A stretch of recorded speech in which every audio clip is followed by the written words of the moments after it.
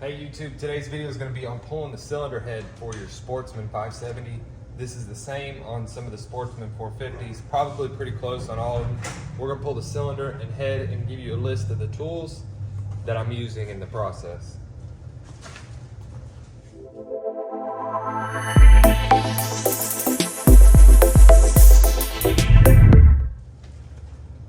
So I'm going to start with an 8mm, removing these side pieces, this thermostat housing right here, and then the injector rail. I'm tearing this completely down. The injector rail is also 8mm. It fits better if you don't have a 3/8 and you're using 1/4 inch drive. Just wiggle that on out of there. Whoops.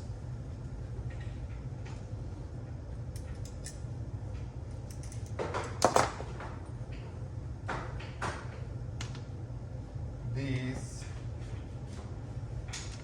are 13mm for your intake boot.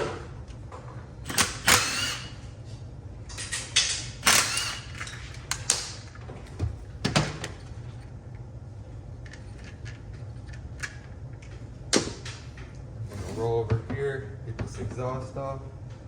Those look like they're gonna be fun.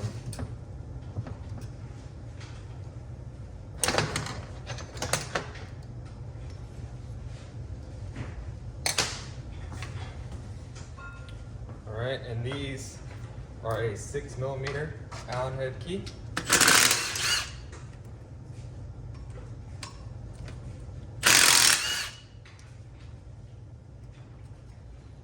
Good time to inspect some of these parts. This one's completely cracked, been re-welded.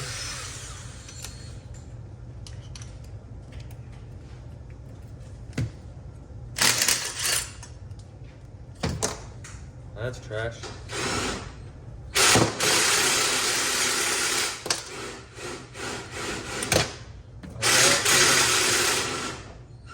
Up top here,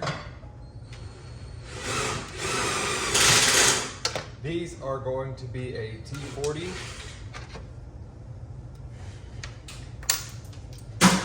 for the valve cover.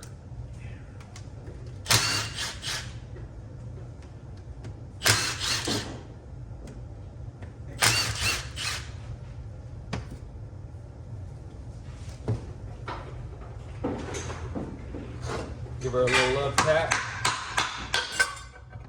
There we go. Off. Feel that gasket off there, just so I don't tear it up in the process. It's already tore up. And then, before we undo these, if your engine is getting rebuilt, you want to make sure you get this to top dead center. I'm doing a full tear down, so that's not something I need.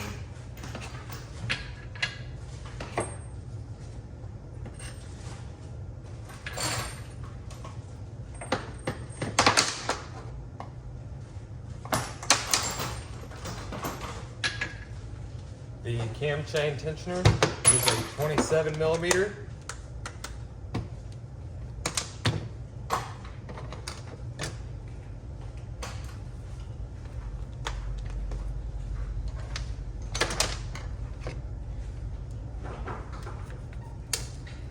I have to press on that thing to get that thing out.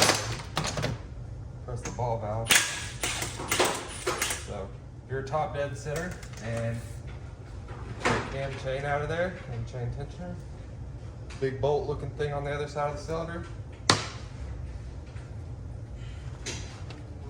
And then we're going to take off the cam retainers. These bolts kind of are size specific. So these are longer and these are shorter. You want to make sure that you fix them up.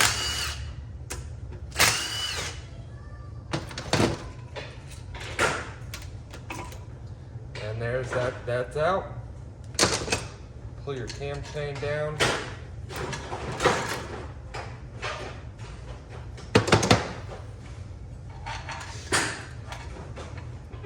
I like to use a zip tie. If you're doing this with something in your frame, run a zip tie like that, and then run a few more zip ties to hold it up. Keep it out the way. Keep it from falling down, that's for sure.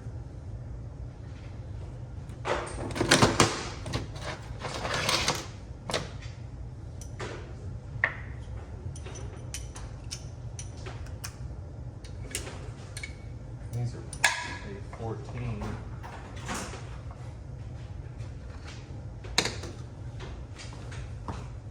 The 14 millimeter socket has landed, so you got 4 bolts, 1, 2, 3, 4 right there that hold the head on, and then another 2 8 millimeter bolts right here. This is a whole lot easier with it in the frame versus outside of it.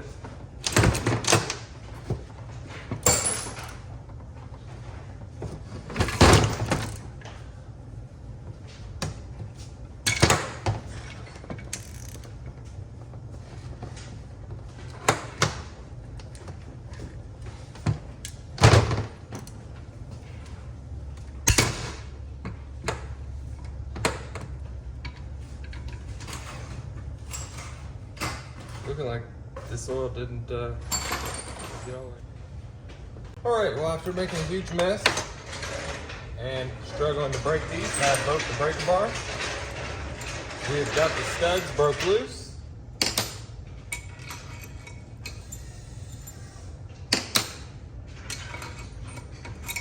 These, almost all Polaris studs are torqued on so heavy they're pretty tough to actually remove. We're going to break these 8 millimeters off.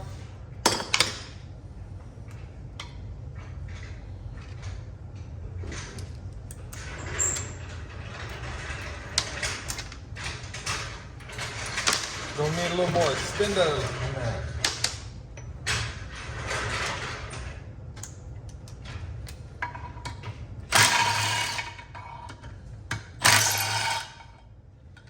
And the cylinder head is now unmounted. I'm going to pull the valve buckets.